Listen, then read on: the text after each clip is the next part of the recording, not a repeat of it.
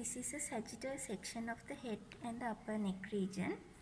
Here we can see the nasal cavity, the nasopharynx, oral cavity, oropharynx, laryngeal region and the laryngopharynx.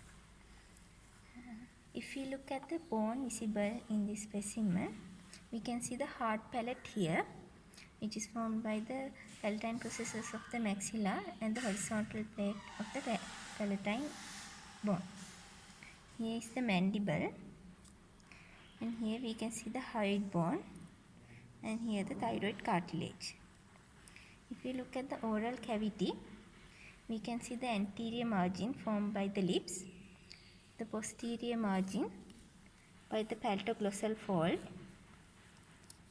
the roof, the hard palate, and the floor made by the mylohyoid muscle.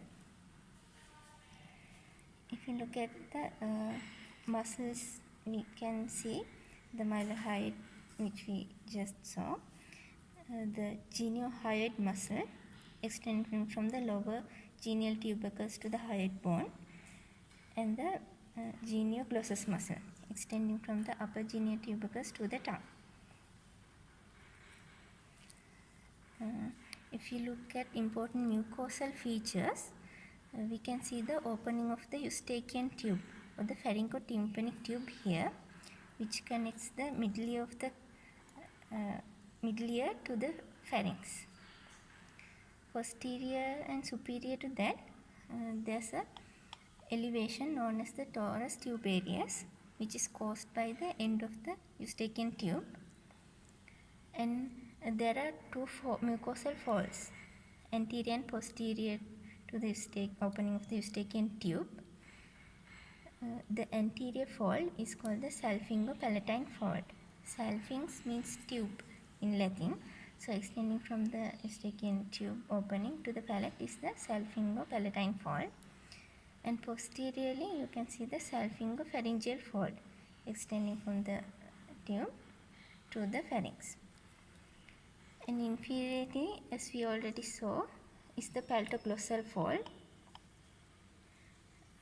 which extends from the palate to the tongue here. And posteriorly, there's the palatopharyngeal fold extending from the palate to the pharynx. Between these two folds is the tonsillar fossa, which contains the palatine tonsil. Another important feature to be noted is the epiglottis.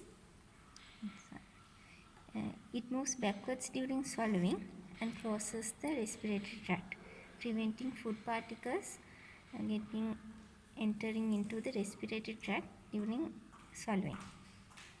And between the posterior aspect of the tongue and the epiglottis is a space known as the vallecula. Food particles such as fish bone tend to lodge in this area and may cause discomfort, and if lodged for a longer period may cause infections.